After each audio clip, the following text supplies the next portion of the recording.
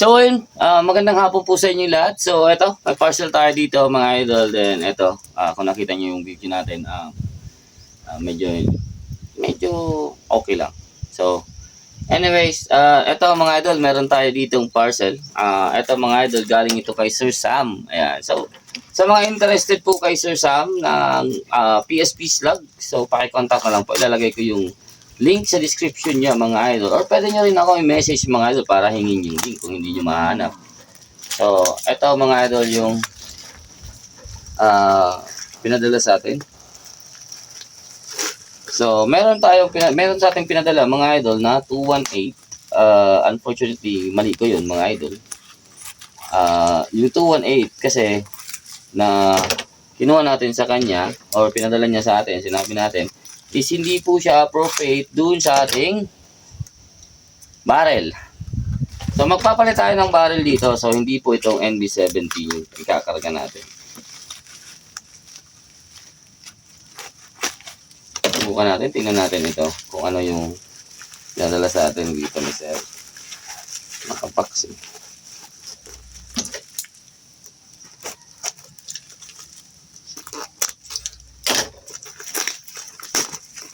Okay, may lalagyan pa.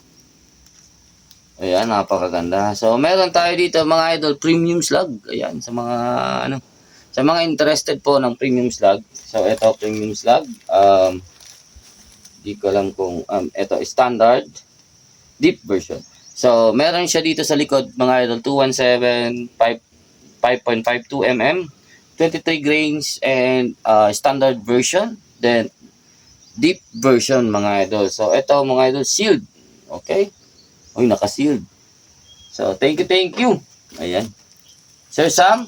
So sa mga interested po, paki-contact na lang po kay Sir Sam. Sa mga magagaling po mag-tune ng slug, paki-contact na lang po kay Sir Sam. Ayan mga idol. Subukan natin to, tingnan natin mga idol kung ano yung kanyang projectile.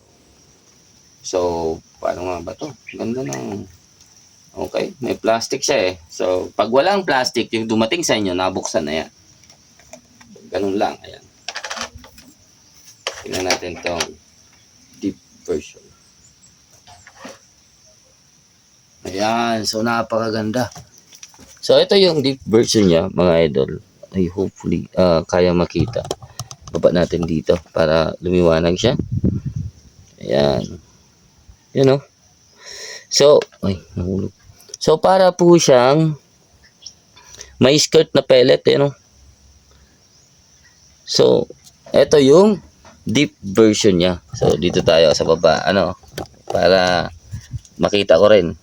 Yan yung deep version niya. Lagay natin dito. Then, buksan natin itong isa.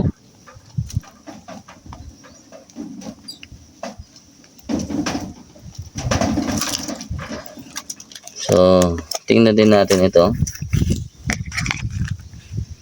So, ito mga idol, 200 pieces lang. Ayan. So, ito, yung standard version niya. Ayan o. So, napakaganda din. So, ito, compare natin yung head. So, yung head, halos same. Ayan. Pero yung sa loob, fit naman. Subukan natin to mga idol, kahit siguro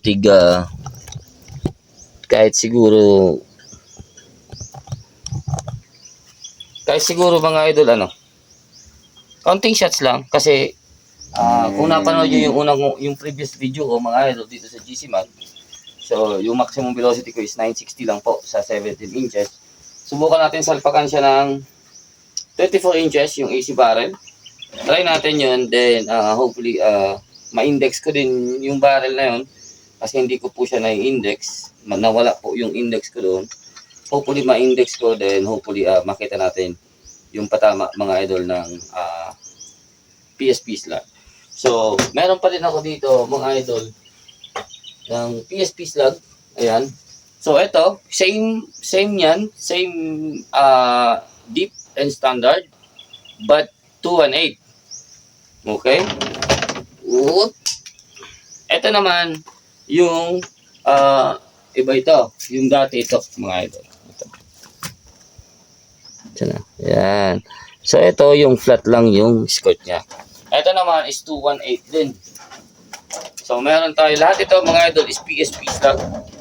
So, sponsor yan, mga idol, sa atin is Sir Sam. Thank you. Shoutout po sa inyo, Sir Sam. Thank you sa tiwala. Kahit hindi ako marunong mag-tune, mga idol, sa slug,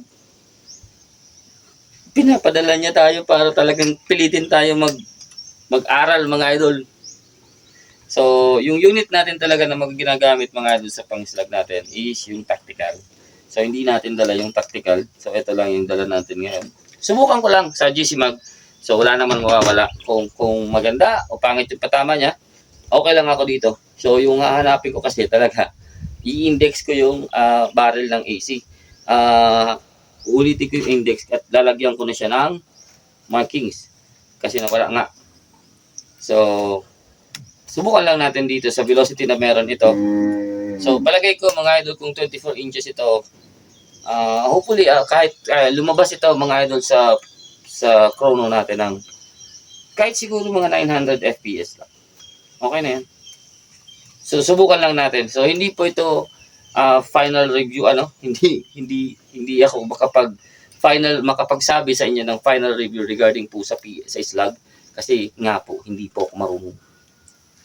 So, kahit sa pellet, mga idol, yung patama natin dito is hindi po ganun kaganda. So, tumatama lang tayo ng groupings, pero hindi po ako talaga nakakapag one hole. Kaya hindi tayo nakakakuha ng trophy sa BR.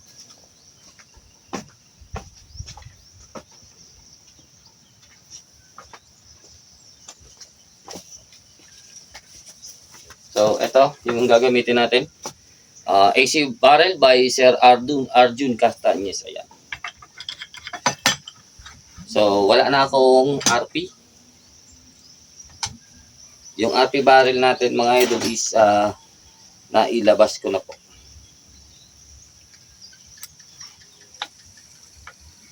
Okay. Subukan lang natin ito. So, marami pa naman tayong pwedeng mabutas dun sa box. So, tingnan lang natin kung at least mapadikit-dikit lang natin. Or, kahit piso, mga idol. Gawa ng hindi naman natin kaya yung velocity na gusto ng slug. O hindi naman natin kaya yung airflow na gusto ng slug. So, try lang natin, mga idol. So, hopefully, by 3:30 tapos na tayo at susundo pa ako, mga idol. Uwi tayo agad. Pagkatapos nito, susundo tayo sa bata. Tumakas lang ako, mga idol. Ayan. Tumakas para makakalabit. Grabing kati nyo. Ang kakati. So, ito siguro itaas-taas ko itong chrono natin at masyadong mababa para makita ko rin yung kanyang velocity.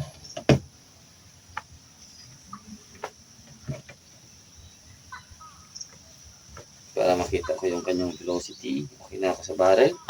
Check natin yung load. Lagyan ko sa presa ito.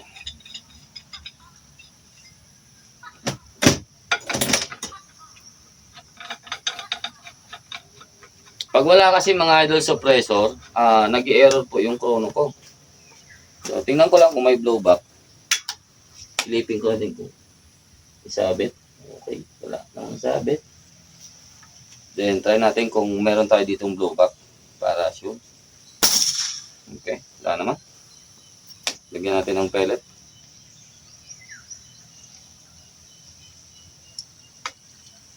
Try natin.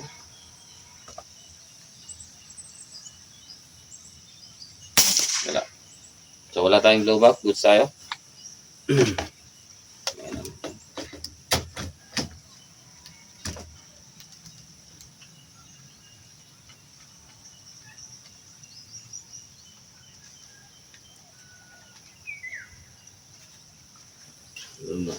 Kaunti.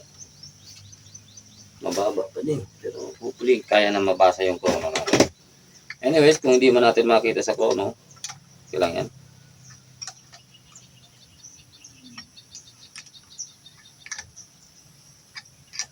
Problema, against the light ako, mga sir.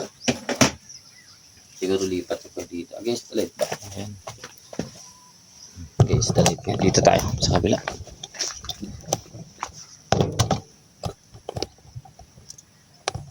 Yan. Medyo malayo pero ayan. Magsi-zero lang ako. Hanapin ko lang at least nandun tayo close sa ating yung scope natin close sa barrel, yung patama niya. Then subukan natin dito sa papel. So, ito yung mga pellet na projectile na gagamitin natin. Itong dalawa. So, dito wala.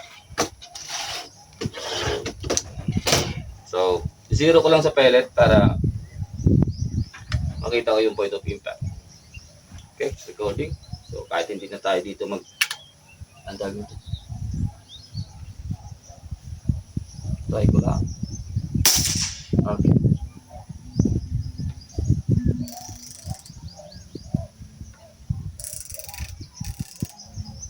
Okay. One more. At least, alam natin na hindi tayo lalagpas sa box.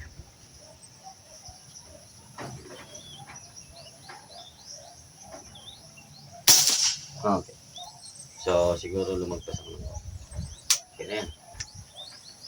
So, try natin maghanap ng point of impact or groupings muna tayo ng PLW.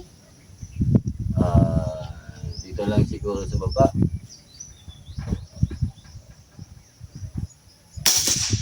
Okay, mababa pa rin. So, hindi nagre-read yung chrono ko, masyado pong mababa yung chrono ko.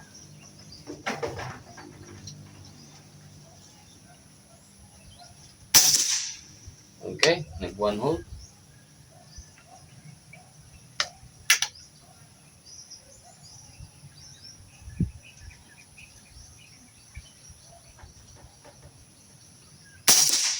Okay.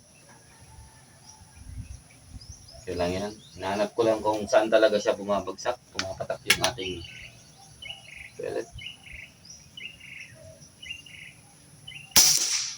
So, bumalik siya dun sa first and second shot natin. So, nag-groupings na siya dun, 3 shots.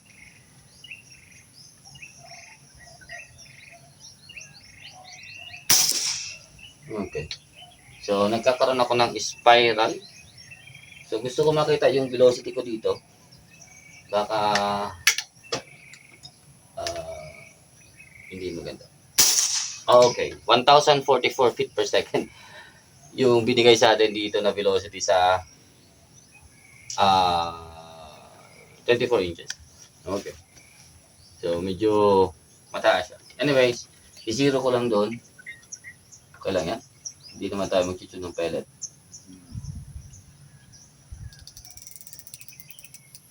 Okay. Subukan natin kung nandun na tayo. Kahit pa paano.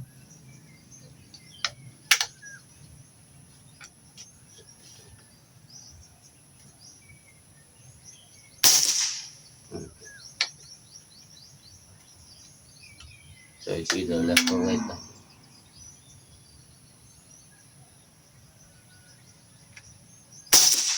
Ano? Halos walang nagbabago sa mga butas, mga sir. Isa pa.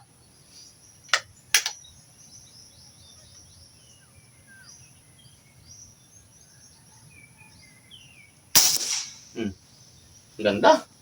Ganda, no? So, ayos. Subukan natin yung ito muna na standard version. Try natin kung pasok. Ayan, sir. Ayun na nga. O, yan. Lapat na. Subukan natin. So, slug. Dito tayo. Sa gitna na lang para medyo malawak yung drop niya. So, try natin dito. Hopefully, makita ko rin yung velocity mamaya. First shot. Deep first shot. Okay.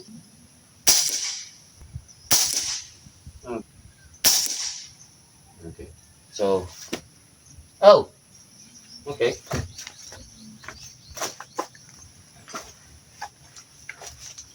Mababa.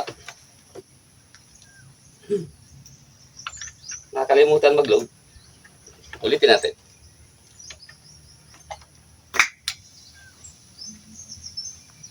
Pero hindi ko po siya dito nakikita yung kanyang chrono. Gawa ng masyadong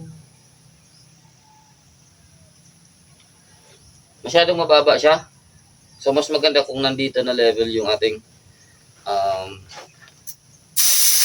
projectile. So, dito ko na yan. Dito lang yan dyan. So, naka-open yung tank natin. So, hindi po siya nakarekta. Again, ulitin natin yung kaya na lang ako.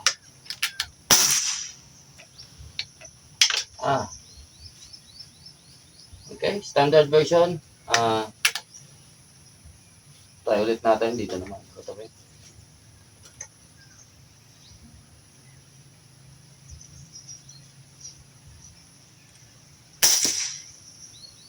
So, yung target natin is 36 yards lang.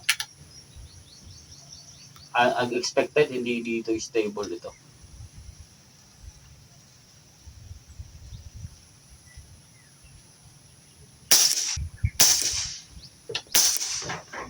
Okay. Oh, okay. Lobat na isa. Last one.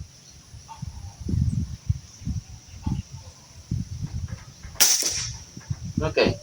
So, sa tingin ko mga idol, stop ko lang ito. Sa tingin ko mga idol, kailangan lang niya kaunti lang. So, kaya. Gusto ng barrel ko yan. Kailangan ko lang dyan kaunting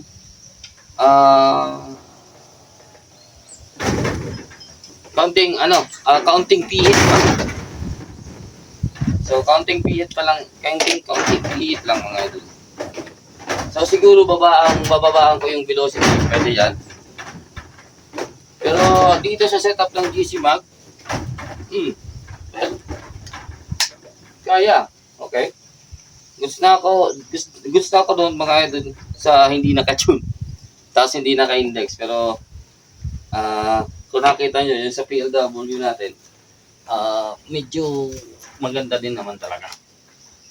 Maganda talaga.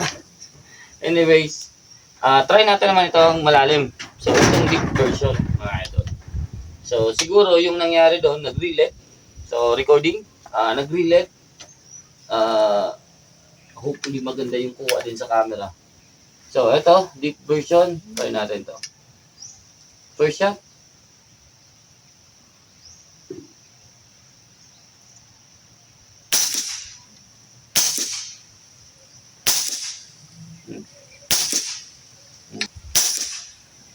Okay. So, hindi niya gusto dito.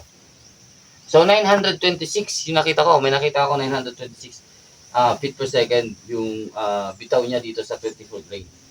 So, siguro kung babaan ko, try ko nga yan babaan.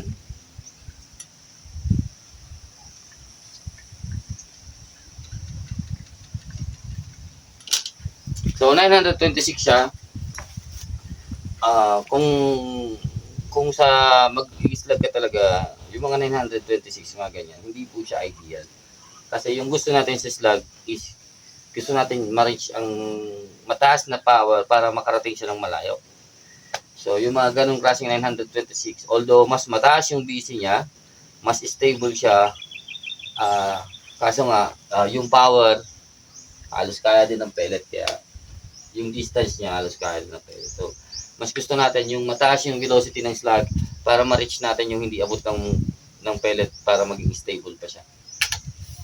So, again, subukan natin, binaba ko lang yung aking hammer. So, ito ulit, deep version.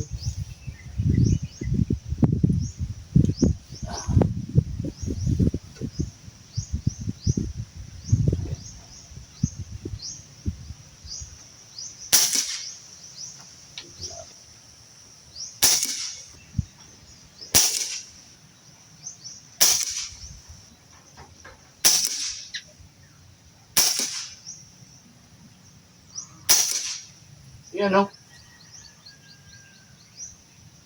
So, Sir Sam! So, deep version yun. Subukan natin dito sa setup ng velocity itong standard version. Grabe. May dalawa lang ako na naging dalawa lang itong part na to. Tapos yan. So, dito tayo. Standard version. Binabaan kong velocity. Try din natin.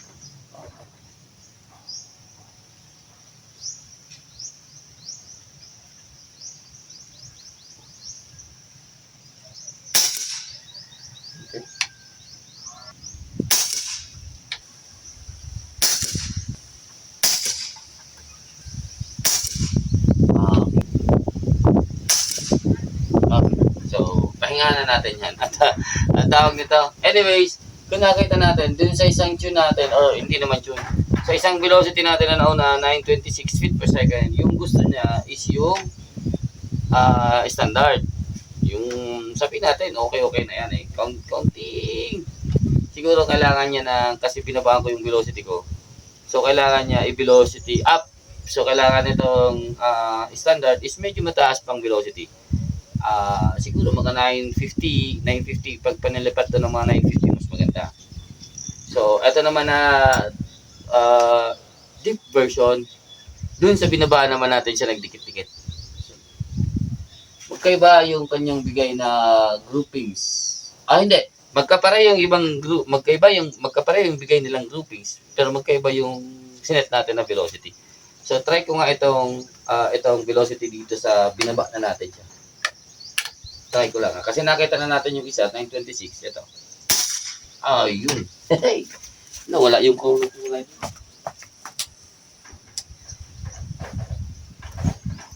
Subukan ulit na.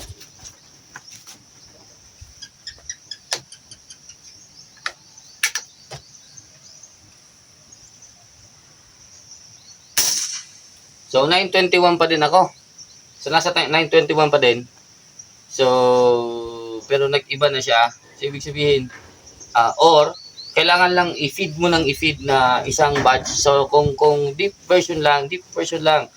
Kung standard lang. I-feed mo lang siya ng i-feed.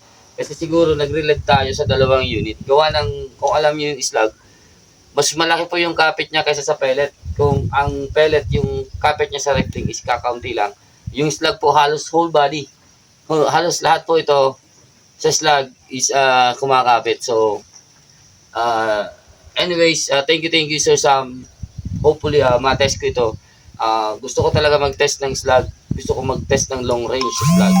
So, isasalpak natin itong barrel mga idol dun sa ating ang tawag nito sa isang tactical natin para mabigay natin ang power. So, yung 218 natin doon, napapikwas natin ng 995 feet per second mga idol to 1030 feet per second. Pero 24 grain yun mga idol, 24 grain. Subukan natin ito doon at same barrel, AC barrel. So yung mga markings ko na yan at maganda na yung pagkakuha natin ng index dito. Jambahan natin. Ayan mga idol, Sir Sam, thank you. Shoutout po sa inyo lahat. Maraming salamat po. Ayan, thank you. At sana po ay supportan niyo pa rin po yung aking mga videos.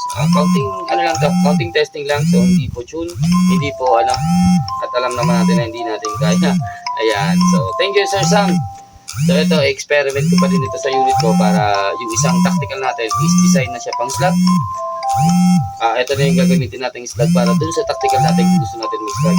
Yung isa naman is pang hunting yung kay Bunso. Pwede ko yung pang hunting. 17 inches lang siya. Then ito naman is pwede natin pang papel.